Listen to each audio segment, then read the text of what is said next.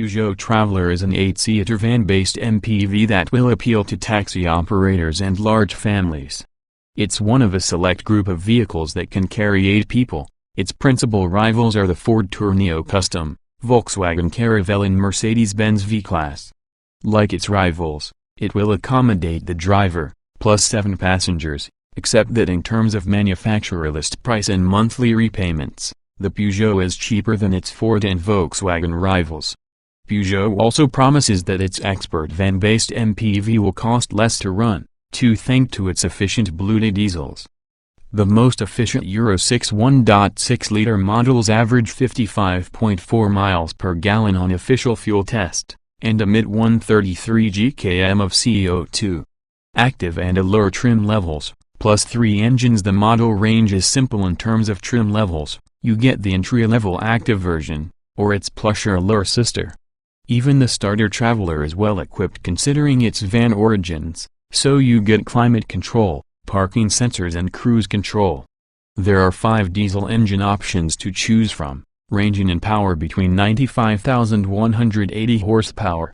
The full lineup looks like this: 1.6-liter Bluetooth 95 horsepower, 5-speed manual, 144 gkm 1.6-liter Bluetooth 95 horsepower S&S, EG6 Auto, 135 gkm 1.6-liter Bluetooth 115 horsepower S&S, 6-speed manual, 133 gkm above 2.0-liter Bluetooth 150 horsepower S&S, 6-speed manual, 139 gkm 2.0-liter Bluetooth 180 horsepower S&S, EG6 Auto, 151 gkm Peugeot Traveller 1.6-liter Blue HDI. Driving the smaller of the 2 diesel engines comes in 2 states of tune. Both push out competitive levels of torque 210 Nm, but its 115 horsepower version is the one you'll need if you're doing lots of miles and regularly carrying passengers. Although the 0-62 miles per hour time of 13.4 seconds and 98 miles per hour maximum speed wouldn't appear to set the world alight, on the road, the Traveller is not lacking in performance. It accelerates smartly, and is refined throughout the rev range. Never does it feel stressed, even when climbing steep hills. You need change gear a lot to keep it flowing swiftly. But the 6-speed manual gearbox is light and reasonably slick in use, and you'll not find changing between gears a chore. Peugeot Traveller 2.0-liter Blue HDI. Driving just like its smaller sibling, the 2.0-liter comes with 2 power outputs, 150 and 180 horsepower. There's plenty of pulling power on offer, with 370 and 400 Nm, respectively, to play with, and unless you're living in the Alps and fully laden, neither will struggle. If you want an automatic with the larger engine, you will have to choose the 6-speed automatic version. In reality, few drivers will benefit from going for the 180 horsepower derivative. Like the 1.6-liter version, performance isn't a priority, but neither does it feel lacking. The claimed 0-62 miles per hour times for both the 150 horsepower and 180 horsepower versions are 11.0 seconds. While the maximum speed is also identical at 106 miles per hour, it doesn't drive that much like a van. Let's be honest here, it's highly unlikely that handling will be high on the list of your priorities when considering buying a Traveller. But equally, drivers now demand all vehicles to be easy to drive, and capable of going around corners without being scary. And on that score, the Traveller passes muster. It is easy to drive, though, with great all-around visibility courtesy of that high-set driving position, slim pillars and acres of glass. The steering is light, albeit low-geared and lacking in feel, so you will have to twirl your arms a fair bit in tighter turns. But it's easy to place on the road, feels solid and secure, and despite being almost 5 meters in length, it feels nice and maneuverable in tighter spaces. Even the turning circle is tight, although, at 4 turns from lock to lock, you'll find it a cumbersome process finding out. Inside the Traveller again, it's all about expectations. If you're expecting the Traveller to be more like a more car-based MPV, behind the wheel, then you're going to be disappointed. The driving position is very upright, And if you're in one of the cheaper models, your front seat passenger will be treated to the joys of a two-seat bench. In short, it does little to hide its commercial vehicle origins. Search used Peugeot MPVs for sale, but having said that, it's a million miles away from vans of old. It might not be overburdened with soft-touch plastics to speak of, but the dash design echoes those of other previous generation cars. The design looks cohesive, the dashboard easy to read, and the controls logically arranged if you're familiar with the PSA way of laying things out, the column-mounted cruise control being a good example. Creature comforts and generous equipment. The touchscreen infotainment system is an older system, but works reasonably well once you've worked your way around it. Apple CarPlay, Android Auto and MirrorLink are all there, and pretty much render the standard sat-nav you get in the more luxurious models obsolete. The Traveler is a people carrier, so it's unsurprising that it's been set up for comfort. The ride quality is excellent, and it's particularly good at ironing out irregularities on rougher roads. Engine and wind noise in both 1.6 and 2.0-liter forms are kept well in check, while road noise is minimal, even on larger 17-inch wheels.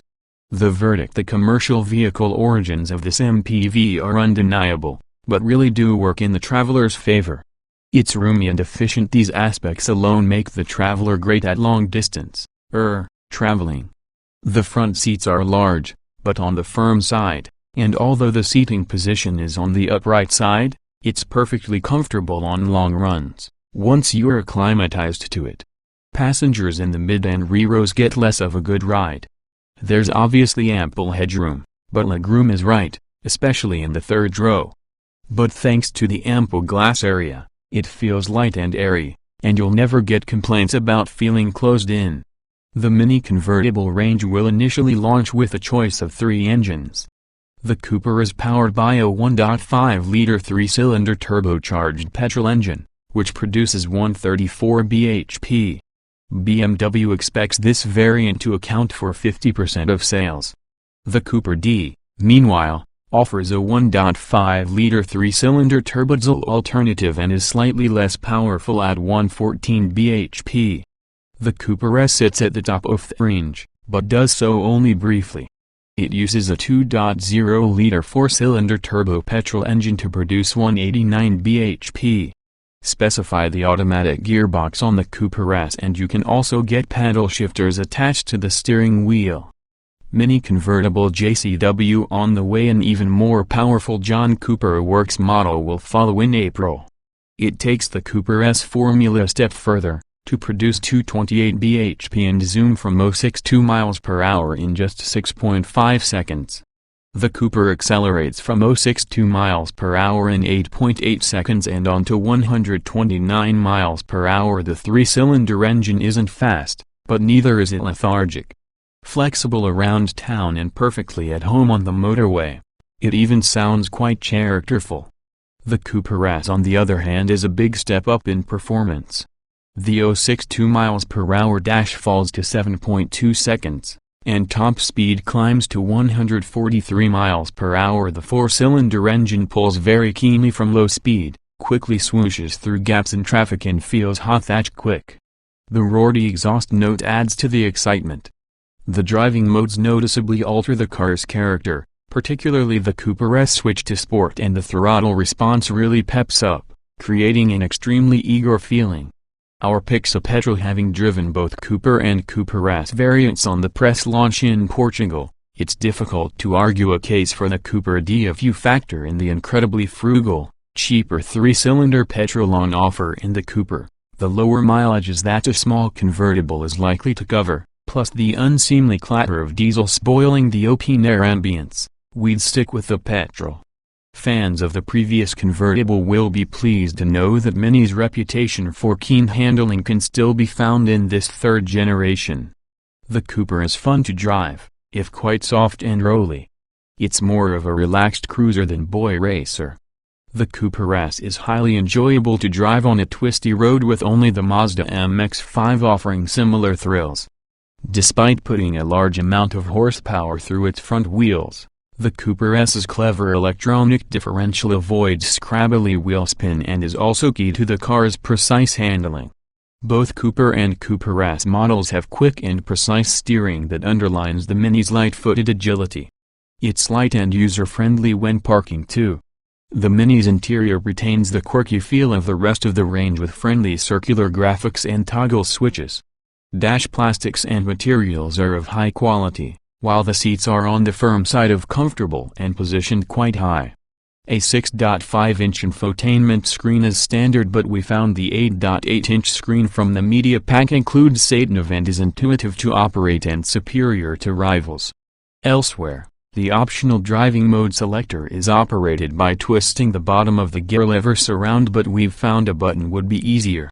The instrument binnacle moves when you adjust the steering wheel, ensuring it's always ideally placed, and a head-up display also reduces the need for the driver to avert their eyes from the road. Look upwards and you'll find Mini's fully retracting, electrically operated fabric roof. Both the Citroën and Fiat's roofs fold back to leave the side and roof rails in place. Picture peeling the lid off a tin of sardines and you get the idea, while the Mazda's roof fully retracts but is manually operated. With the hood retracted, rear visibility is a little obscured. However, the standard rear view camera with its excellent screen resolution makes reverse parking easy. It's worth noting the optional Chili Pack's armrest hinders access to gear stick and nearby infotainment controller. The Mini Convertible is generally very refined, with both 3-cylinder Cooper and 4-cylinder Cooper S engines being smooth throughout. On 17-inch alloys, the Cooper's ride is firm if acceptable. In contrast, the Cooper S rides poorly on the same wheels and, if specified with the adaptive suspension, it's almost undriveably bumpy when set in sport mode. The fabric hood operates almost silently, and suppresses noise from surrounding traffic when raised. There is, however, some wind noise at the top of the side windows at speed. You've got 3 trim levels to contend with here until the inevitable John Cooper Works JCW version arrives. Cooper, Cooper S and Cooper S. There's also a huge amount of personalization available to make your car stand out from the crowd. Standard Mini Convertible equipment kit on all models includes Bluetooth, rear park sensors and reversing camera, keyless start, plus an infotainment screen. Despite the car's youthful demographic, there is no option of Apple CarPlay or Android Auto. Cooper and Cooper D models come with 15-inch alloys as standard, while the Cooper S rides on inch larger 16s. An alternative range of optional 16 to 18-inch alloys is available. Buyers can also specify adaptive suspension, which becomes firmer as you switch through driving modes. Optional Mini Convertible accessories. Mini pioneered personalization options in this sector, and the new car is no different. The familiar Chili Pack combines full LED headlights, multi-function steering wheel, 17-inch alloys, dual-zone aircon, armrest and cruise control.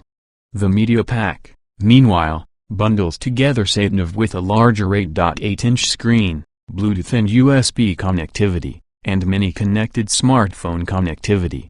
Mini expects 80% of customers to specify both these packs.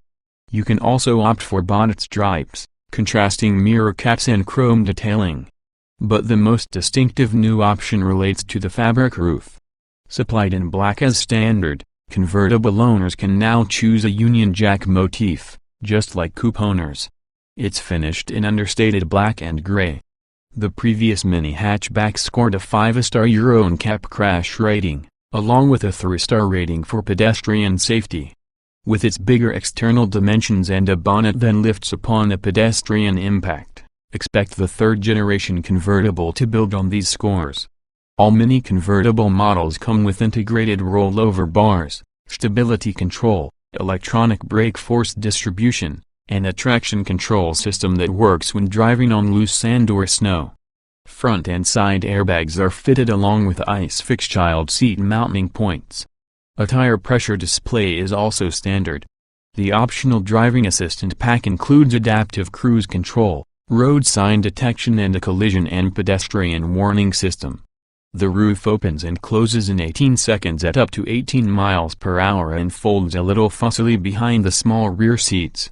The first 40 centimeters of the roof can also be retracted while the roof rails are in place, in effect creating a large sunroof. This can be done at any speed.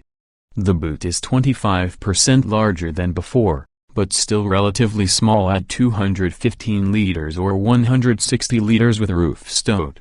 Split folding rear seats, a larger through-loading facility and an easy load function to briefly lift the hood out of the way all boost practicality. The downward opening tailgate can support a weight of up to 80 kilograms to ease loading, and a 12-volt socket can be found in the luggage compartment. There's just enough room for 4 adults, but the convertible remains to be a real squeeze despite a slight increase in rear passenger space.